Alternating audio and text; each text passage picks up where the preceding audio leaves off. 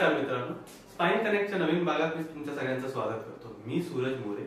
आज पाठदुखी लहान बायकांमध्ये या सिनियर सिटीजन मध्ये कसं आहे आणि त्यांचा काय प्रॉब्लेम होतोय, आज आपण डॉक्टर शैलेश अदगावकर सरांबरोबर ह्याच्याबद्दल चर्चा करू. नमस्कार सर. नमस्कार. आजचा जसा आमचा विषय आहे बॅक पेनचा, ह्याच्यात तुमचा एक्सपिरियन्स कसा राहिला साहेब? आय थिंक हा टॉपिक खूप महत्वाचा आहे. आपण जर म्हणताय की स्पाइन आणि बॅक पेन आणि याची रिकव्हरी, तर रिकव्हरी जेव्हा तुम्ही म्हणताय की I am really very connected for recovery of back pain आणि surgical non surgical treatment of spine, खूप कन्फ्युजन असतं आणि रिकव्हरी काय असतं. लोकांना लक्षात नाही की रिकव्हरी म्हणजे ऑपरेशनच्या नंतरच रिकव्हरी असते का, असं गरजेचं नाहीये.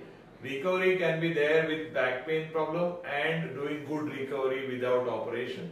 तर यंग एज, एल्डरली आणि स्त्रिया या तिन्ही मध्ये रिकव्हरीचे थोडेसे वेगवेगळ्या प्रकारच्या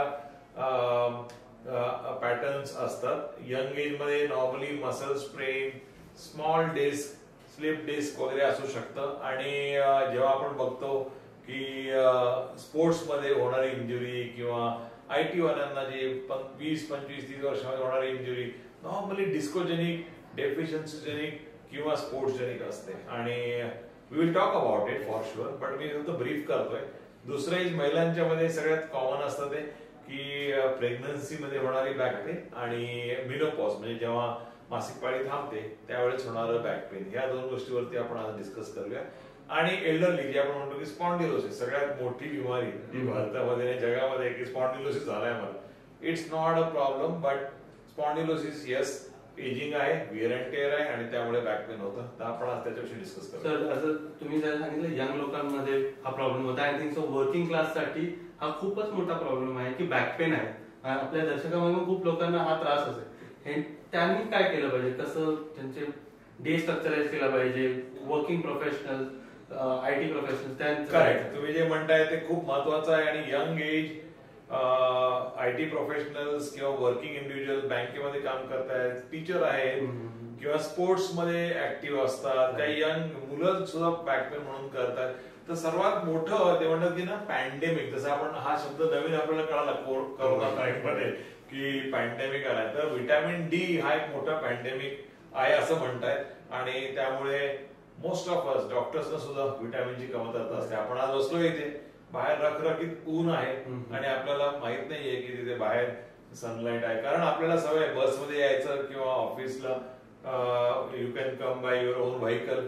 आणि जर बाईक असेल तर हेल्मेट, सनलाइट कमी मिळतो, लवकर सकाळी यायचं 7-8 वाजता आपण पोहोचतो, काम सुरू करतो, संध्याकाळी डे लाईट संपल्यानंतर डेफिशियन्सी हे खूप कॉमन झालंय जगभरामध्ये. तर that is one which causes fatigue pain, म्हणजे की मसल फटीग होतात, मान, पाठ, कंबर, खूप व्हेरी व्हेरी कॉमनली सीन. आणि तिथे खूप जास्त कोरिलेशन आहे, एव्हिडन्स बेस्ड आहे, याच्यामध्ये तथ्य आहे, असं नाही की जनरलाइज्ड पेन म्हणतो. That's one. Second is young age मध्ये थोडी ऍक्टिव्हिटी डिफरंट असते. You are more into cycling और स्पोर्ट्स और तुम्ही काही मैदानी गेम खेळताय, याच्यामध्ये पण मसल स्ट्रेन होऊन हा त्रास होऊ शकतो. तर I think that is very very common. आणि IT वर्किंग मध्ये आजकाल बघितलं जास्तीत जास्त मुलांना सिटिंग जॉब आहेत, ऑफिस जॉब्स आहेत आणि त्यामुळे कॉन्स्टंटली युअर सिटिंग. तर I always tell about how to recover from this. So everyone will not have this problem, सर्वांना हा त्रास होणार नाही, पण ज्यांच्या मसल वीक आहेत, फटीग आहेत, आयडेंटिफाय द कॉज. कशामुळे झालंय की जस्ट मसल स्प्रेन झालाय, काही anti inflammatory, some local solutions आणि good physiotherapy, the pain will be better. It takes 2 to 3 weeks generally आणि you will be back to doing all the things. Second जे आहे ती स्लिप डिस्क होऊ शकते. आणि फर्स्ट आयडेंटिफाय करायचं, clinical examination जे आम्ही बघतो त्यात काही टेस्ट असतात की SLR वगैरे, ते पॉझिटिव्ह निघू शकतं. हे बघणं गरजेचं आहे की बाबा स्लिप डिस्क आहे का. आणि त्याप्रमाणे we tell them modifying activity, avoid sitting on the floor, जमिनीवर बसू नका, हेवी गोष्ट उचलू नका, backward extension is not good, certain things आणि gentle exercises. When you do that, हा पण प्रॉब्लेम मला वाटतं 4 to 6 वीक्स मध्ये बऱ्यापैकी 70-80% लोकांचा कमी होतो. You need to have some good regular activity. आणि थर्ड जे तुम्ही बोलताय की जे सिटिंग जॉब्स आहेत, तर मला वाटतं की सगळ्यात महत्वाचं की तुमचं वर्किंग डेस्क जो आहे तो एकदम अप्रोप्रिएट असणं गरजेचं. ज्या ठिकाणी तुम्ही काम करताय, you are sitting appropriate chair आणि सिटिंग मध्ये तुम्ही कसं बसताय हे पण महत्वाचं आहे.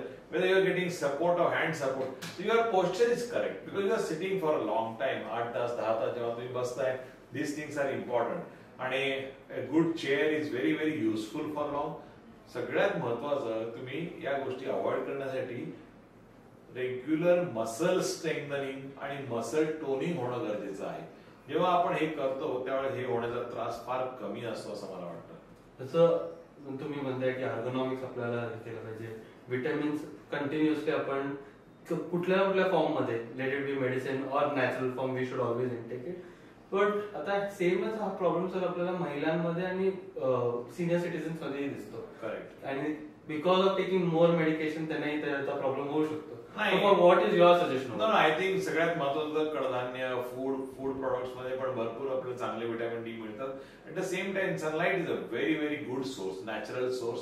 आणि अप्रोप्रिएट टाइम थोडंसं जास्त असतो. 30-40 minutes a day minimum you should take it, or more than that on a weekend if you can.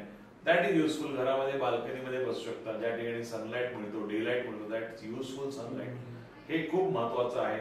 Osteoporosis साठी पण सनलाइट हा खूप चांगला घटक आहे. So that is one. Yes, of course there are very good medication nowadays की soluble असतात, water soluble, आणि डेलीच्या डोसेस असतात, वन्स अ वीकली पण आहेत. तर तुमच्या जेवढे घटक कमी आहेत शरीरामध्ये त्याप्रमाणे तुम्ही हे विटॅमिन डी चे सप्लिमेंट घेऊ शकता. आणि we should not keep taking it की ओव्हरडोस किंवा खूप लोक इंजेक्शन घेतात आणि असं करायला नको. की just identify your levels, correct it, and then focus more on natural ways to maintain it. वरती येणं सोपं आहे पण मेंटेन करणं सोपं नाहीये. सर एक अजून एक प्रश्न आमच्या दर्शकांनी खूप विचारलाय. तुमचा जो जॉब आहे तो सिटिंग सुद्धा आहे, लॉंग आवर्स स्टँडिंग सुद्धा आहे. What as a spine surgeon he does for his back pain? No, I think खरंच हा पण महत्वाचा आहे की वर्किंग इंडिव्हिज्युअल्स, मी पण समटाइम्स आय ऑल्सो फील करे वेदर आय एम फॉटिक. मी पण चेक केलं, ऍक्च्युअली मला पण विटॅमिन डी डेफिशियन्सी होती. I corrected vitamin D deficiency by taking some oral medications. Also sunlight मध्ये मी पण चक्कर मारतो वीकेंडला. I make sure that I walk outside and get sunlight. आणि मला थोडीशी रन करण्याची किंवा सायकलिंगची सवय आहे आणि I try to keep it at least 3-4 days a week. आणि मला एक्सरसाइजची सवय पहिलेपासूनच होती, लहानपणापासूनच होती. त्यामुळे आय मेंटेन इट. तर at least 3-4 days I definitely make sure I do some kind of activity at least an hour or more. सकाळी best time for me is morning time, early morning. Sir तुम्ही आमच्या दर्शकांना बॅक पेन आणि फटीगच्या बद्दल जे inform केलं, माझ्या दर्शकांकडे पण खूप काही प्रश्न असतील जे आम्ही टाइमला कॉमेंट सेक्शन थ्रू तुमच्याकडे पोहोचवतो. त्याच्यावरती आम्ही आमचं नवीन रिकव्हरी. आणि तुम्ही म्हणाले की महिलांचे आणि सिनियर सिटीजनचे आपण अजूनही आपण एक टॉपिक घेऊ त्याच्यावरती आपण डीप मध्ये त्याच्यावर discuss. Yes, thank you so much. Thank you so much. Thank you.